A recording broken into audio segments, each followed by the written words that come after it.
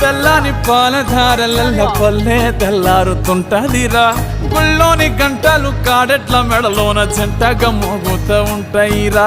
నాగలి భుజాన పెట్టుకుంటే దోస్తులు చెయ్యేసినట్టేరా కొట్టు గోదా పక్కన ఉంటే కొండంత బలగం ఉన్నట్టురా చల్లగాలి మోసుకొచ్చెరా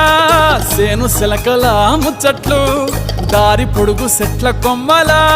రాలుతున్న పూల సప్పట్లు గట్టి మోపులు కాల్వ గట్టులు చెమట సుక్కల్లో తడిసిన ఈ మట్టి గంధాల పల్లెటూరు దీని తీరే అమ్మ తీరే